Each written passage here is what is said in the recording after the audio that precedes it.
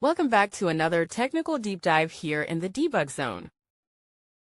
Today we're tackling a big question and breaking it down with us from other users.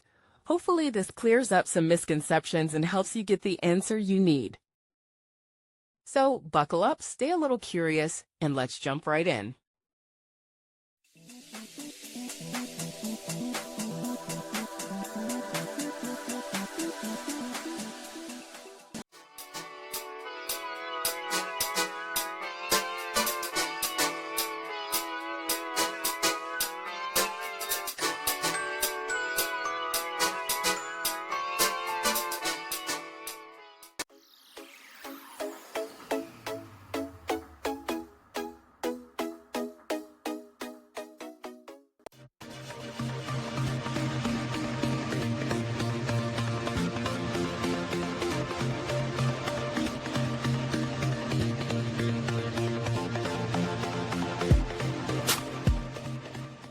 And that's a wrap.